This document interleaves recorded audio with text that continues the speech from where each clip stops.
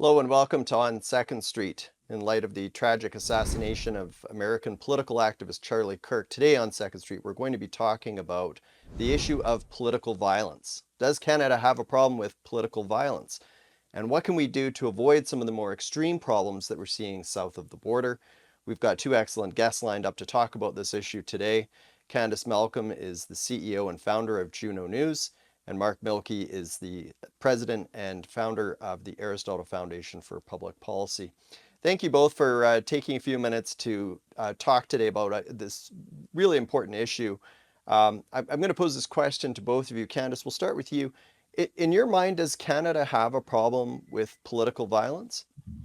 Well, I think, Colin, first of all, thanks for having me. And I mean, we live in the same culture and the same environment as the United States, and we are fed with the same dangerous ideology. Our university campuses, repeated and echoed by the legacy media, mainstream political voices on the left, using the same kind of words and smears that led to the assassination of Charlie Kirk. So, yes, I think we should all be on heightened alert. We should all be guarding what is being allowed to be said on social media and the legacy media. I myself am shocked and disgusted by the way the legacy media has painted this assassination, by blaming the victims, by saying that Charlie Kirk, repeating the absolute worst accusations against him, this kinds of things that led to him being assassinated, and treating it like that's just sort of mainstream discourse. It's not okay. They need to stop calling Christians and conservatives fascists. We are not those things. And the more that they say them, the Globe and Mail, the CBC, all of the mainstream publications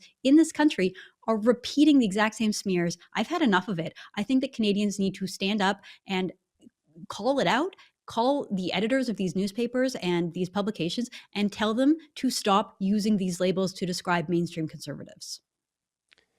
I want to dig into that issue. You're raising a very important point in that, and that is the language that gets thrown around in this country. I really want to dig into that in a second. But Mark, I want to pose the same question to you. Right now, do we have a problem, in your mind, with political violence in this country? Well, even the term political violence is a bit Orwellian, isn't it? Because we're talking about murder or assassination in the case of Charlie Kirk. In terms of Canada, the last assassination we had was courtesy of the FLQ, right? The Quebec terrorist group that was gunning for separation in the late 1960s, early 1970s.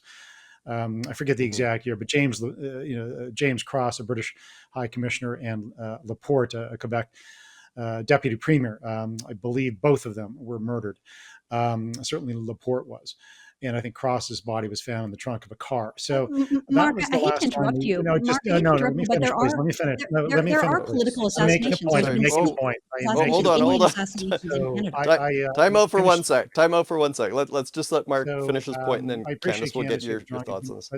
but that doesn't mean we don't have a problem with political violence, other political violence. So we have Yeah. had demonstrations across the country on the front steps of the Vancouver Art Gallery, for example, several years ago, talking about death to Canada, death to Israel, death to the United States by a Samadun leader, a banned terrorist organization. So and we certainly have seen across this country in terms of what some call pro-Palestinian, but I would call Hamas sympathetic crowds on the streets, blocking avenues, and the rest of it. So there is a problem with that sort of political violence. And left right is simplistic, but I think it's pretty nihilistic of those in this country and professors and others to take a position on Charlie Kirk that somehow he deserved it and were gleeful. So there is a problem with an endorsement of political violence. In terms of actual assassinations, that is the record for Canada. Okay, I'm sorry, but Candice, there we was got the less than a minute. assassination I want to of get a your take now. journalist. There was an assassination of a journalist in Vancouver by Sikh radicals about 10 years ago, Right. Mark. I think that you're ignoring Indian violence and No, I'm Sikh not violence that happens. ignoring. I know, I'm I've been a pointing victim out of it. the I've had death mainstream of, threats. yeah. Okay, hold on, I'm not Candice. ignoring that, Candace. I'm pointing out that in terms of actual assassination of political figures or societal figures, a journalist, yes, I'd forgotten that one, and you're correct. But that doesn't mean we're exactly like the United States in terms of the potential for assassinations. But I am in full agreement about the rhetoric, and I've pointed that out for years, Candace, as have you. I agree with most of Listen, what when you're we saying come there, Mark. back, I just want to say we got that to take a commercial break, guys. We got to take a commercial break. But when I come back, I want to pull into or talk about a few of these examples because it feels like we're at the periphery of what we're seeing in the US we're not quite at that level, and I certainly hope we never get to that level where we've got politicians and political activists and even more people being killed for their views. When we come back, we'll be exploring this issue further.